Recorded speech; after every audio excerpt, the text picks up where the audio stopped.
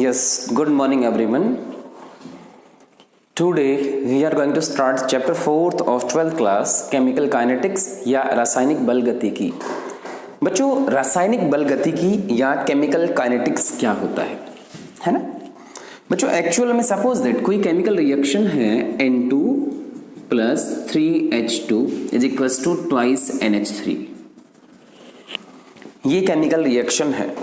तो बच्चों इस रिएक्शन के बारे में एटलीस्ट दो चीजें हम डिस्कस करते हैं क्या क्या। फर्स्ट, इस केमिकल रिएक्शन में जो एनर्जी है, एनर्जी में चेंज हुआ तो कितना हुआ और कैसे हुआ। Okay first. Second one is इसमें N2 और H2 मिलकर अमोनिया बनने का स्पीड क्या है, रेट क्या है। It means rate.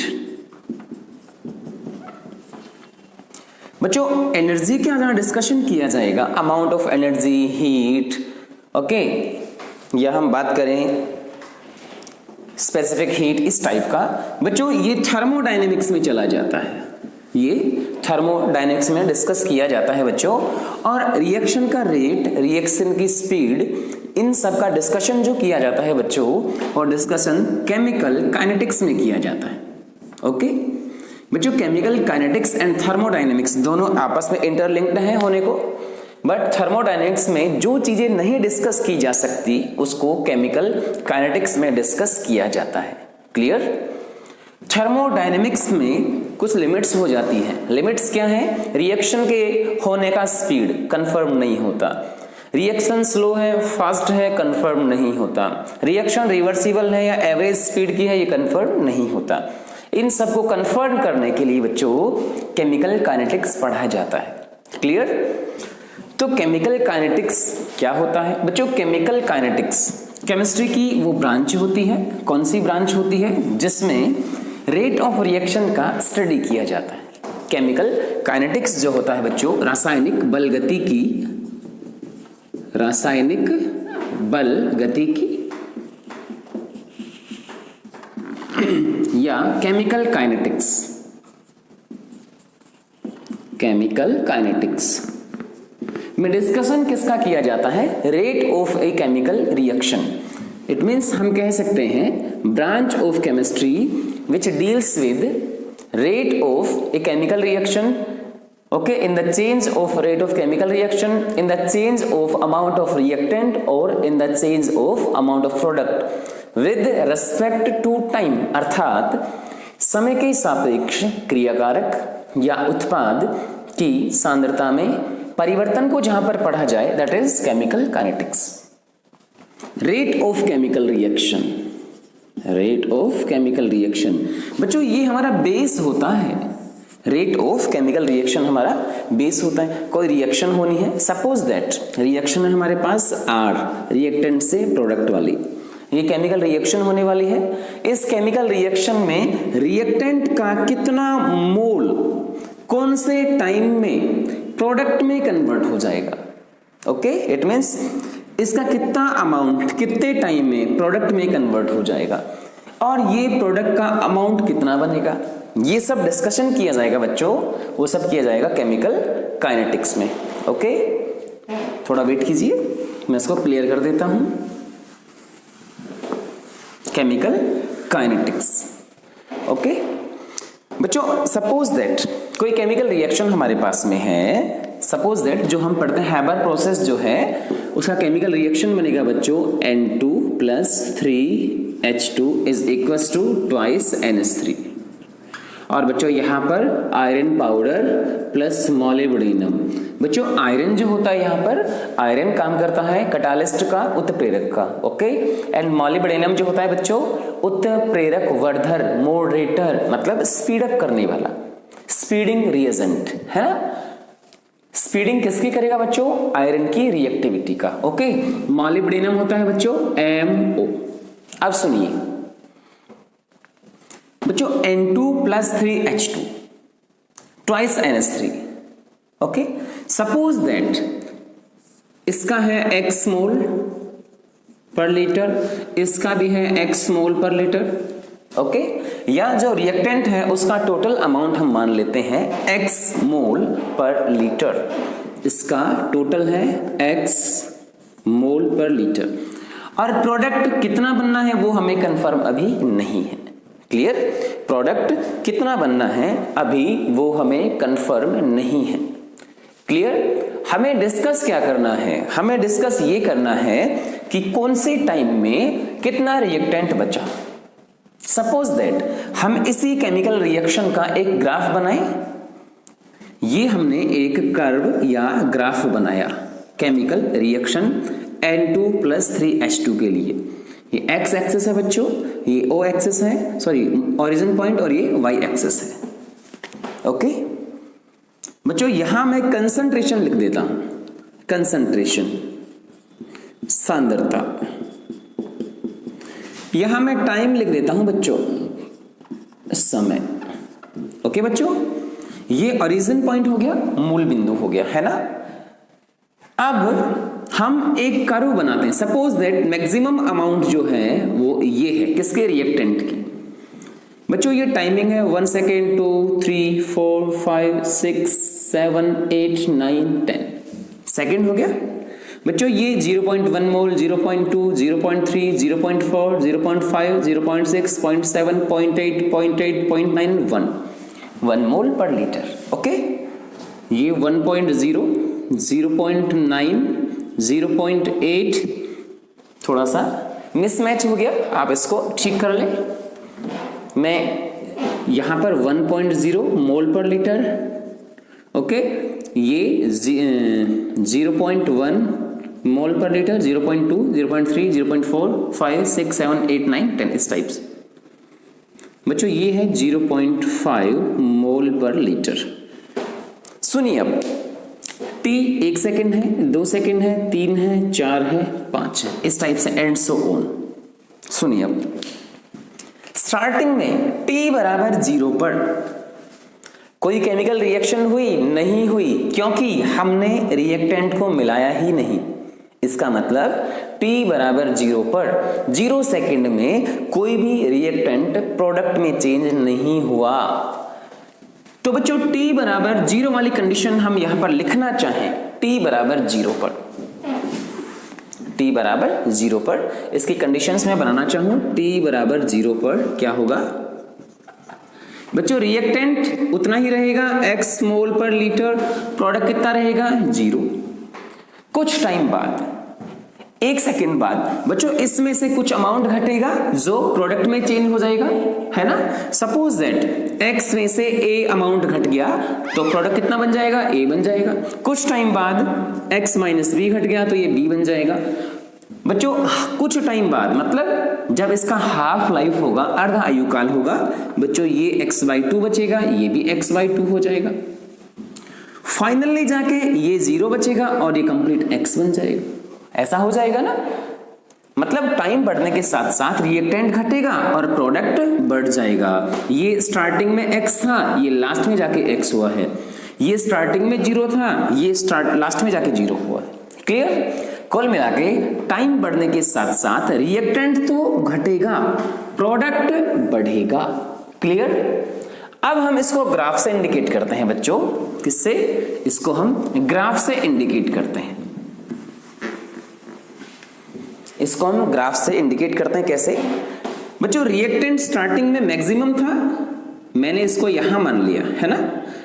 और टाइम बढ़ने के साथ साथ जैसे सेकंड्स बढ़ेंगे रिएक्टेंट प्रोडक्ट में चेंज हो जाएगा। तो बच्चों ये ग्राफ जो बनना है वो ग्राफ लगभग ऐसा आएगा। ओके, मैं थोड़ा और इसको थोड़ा सा और मैं इसको डार्क कर देता हूं जिससे आपको क्लियरली दिख जाए। देखिए बच्चों, ये जो ग्राफ बनेगा ना, सिग्मोइड ग्राफ आएगा और ऐसा आएगा। ये इसके पैरेलल नहीं होगा, सॉरी ये इसको कट नहीं करेगा, पैरेलल रहेगा। मतलब टाइम बढ़ने के साथ साथ रिएक्टेंट का अमाउंट तेजी से डाउन होगा और प्रोडक्ट का अमाउंट तेजी से बढ़ेगा। इसका मतलब ये वाला ग्राफ किसके लिए? N2+3H2 के लिए। N2+3H2 के लिए ये वाला ग्राफ है। ये वाला ग्राफ जो है बच्चों वो 2NH3 के लिए है। क्लियर? रिएक्टेंट समय के साथ साथ घट रहा है, प्रोडक्ट समय के साथ साथ बढ़ रहा है। बच्चों ये क्या है? प्रोडक्ट है, मतलब उत्पाद। ये क्या है? रिएक्टेंट है, मतलब क्रियाकारक। क्लियर? बच्चों ये मिड पॉइंट है, यह है मिड पॉइंट। यहां पर रिएक्टेंट और प्रोडक्ट दोनों इक्वल हो जाते हैं बच्चों, R is equal to P। यहां रिएक्टेंट एंड प्रोडक्ट दोनों कितने हो जाते हैं? इक्वल हो जाते हैं। इसका मतलब क्या होगा बच्चों? इसमें दोनों का अमाउंट जो है सेम हो जाएगा, दोनों का अमाउंट सेम हो जाएगा। हाँ जी, अब सुनिए आगे। अब हम थोड़ा सा डिस्कशन और डिटेल में कर लेते हैं, थोड़ा सा और डिटेल में डिस्कशन कर लेते हैं। सुनिए, सपोज दैट T बराबर 0 था, रिएक्टेंट पूरा का पूरा, कुछ T बढ़ा, रिएक्टेंट घटा, प्रोडक्ट बन गया। तो ये स्टेप बाय स्टेप चलता रहेगा। अब बात आती है इस ग्राफ के बेस पे रेट ऑफ केमिकल रिएक्शन को कैसे डिफाइन किया जाए। रासायनिक अभिक्रिया का जो वेग होता है उसको डिफाइन कैसे किया जाए, है बच्चों। अब हम बात करेंगे रेट ऑफ केमिकल रिएक्शन को कैसे डिफाइन किया जाए। रेट ऑफ केमिकल रिएक्शन की हम बात कर रहे हैं, इसको डिफाइन कैसे करें बच्चों। कुल मिला के अमाउंट चेंज हुआ है, किसका? यहां पे रिएक्टेंट का, यहां प्रोडक्ट का। किसके सापेक्ष? टाइम के सापेक्ष। तो डिफाइन कैसे करें? पर सेकेंड चेंज इन कंसंट्रेशन, किसकी? चाहे रिएक्टेंट की या प्रोडक्ट की। 1 सेकेंड में रिएक्टेंट या प्रोडक्ट की कंसंट्रेशन में जितना चेंज होता है बच्चों, उसको बोलते हैं रेट ऑफ केमिकल रिएक्शन, रासायनिक अभिक्रिया का वेग। प्रति सेकंड रासायनिक अभिक्रिया के दौरान क्रियाकारक या उत्पाद की सांद्रता में होने वाला परिवर्तन क्या कहलाएगा बच्चों? रासायनिक अभिक्रिया का वेग। Okay, what is rate of chemical reaction? Per second change in concentration of reactant और प्रोडक्ट। ओके, 1 सेकेंड में प्रति सेकेंड क्रियाकारक या उत्पाद की सांद्रता में होने वाला परिवर्तन। ओके बच्चों, क्रियाकारक या उत्पाद की सांद्रता में होने वाला परिवर्तन। ठीक है बच्चों। हाँ बच्चों, डिस्कस करें आगे। प्रति सेकंड होने वाला सांद्रता परिवर्तन। अब देखिए, हम बनाते हैं फॉर्मूला इस ग्राफ से। फॉर्मूला बनाएं बच्चों। फॉर्मूला बनाएंगे रेट ऑफ केमिकल रिएक्शन का। Rate of chemical reaction is equal to change in concentration of reactant और प्रोडक्ट। रिएक्टेंट R हो गया और प्रोडक्ट P हो गया, अपॉन टेकन टाइम या टाइम टेकन। रासायनिक अभिक्रिया का वेग बराबर क्रियाकारक या उत्पाद की सांद्रता में परिवर्तन।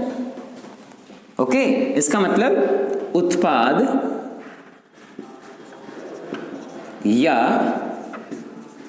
क्रियाकारक की सांद्रता में परिवर्तन अपोन लगा हुआ समय या प्रयुक्त समय। ओके बच्चों, इसको हम सिंबॉलिक रिप्रेजेंट करें। सिंबॉलिक, चाहे रिएक्टेंट का हो चाहे प्रोडक्ट का। यहां पर हमने कंसंट्रेशन को अभी कुछ टाइम पहले x लिया था, यह हम c ले लें। तो बच्चों speed, velocity v is equal to क्या बनेगा बच्चों? ये बनेगा, सपोज दैट किसी टाइम पे कंसंट्रेशन C है, टाइम T है, C/T, C फॉर कंसंट्रेशन और ये हो गया T। ओके बच्चों, अब बात करते हैं कि इसका V का यूनिट क्या होगा बच्चों। C का है कंसंट्रेशन मोल पर लीटर पर सेकंड, ये इसका यूनिट हो जाएगा, है ना। मोल पर लीटर इसका अपॉन सेकंड, तो इसको अपन यूनिट में कन्वर्ट कर सकते हैं। ठीक है बच्चों, तो केमिकल रिएक्शन का रेट क्या होता है, पर सेकंड रिएक्टेंट या प्रोडक्ट की अमाउंट में, कंसंट्रेशन में जितना चेंज होता है उसको रासायनिक अभिक्रिया का वेग कहा जाता है। क्लियर। तो अब हम इसके बेस पे, रेट के बेस पे टाइप ऑफ केमिकल रिएक्शंस का डिस्कशन करेंगे। उससे पहले हम बच्चों रेट के टाइप्स डिस्कस कर लेते हैं। नेक्स्ट, तो बच्चों इसके बेस पे अब दो टॉपिक डिस्कस किए जाएंगे। कौन कौन सा, ये जो रेट होता है बच्चों, रेट ऑफ केमिकल रिएक्शन, इसके टाइप्स कितने होते हैं, और रेट ऑफ केमिकल रिएक्शन के बेस पे रिएक्शंस कितने टाइप की होती हैं, एंड फाइनली कौन सी रिएक्शंस हम पढ़ेंगे केमिकल काइनेटिक्स में। देखिए बच्चों, एक्चुअल में केमिकल रिएक्शन का जो रेट होता है ना, केमिकल रिएक्शन का जो रेट, जो स्पीड होता है बच्चों, वो 4 टाइप्स में डिस्कस किया गया है। First, V average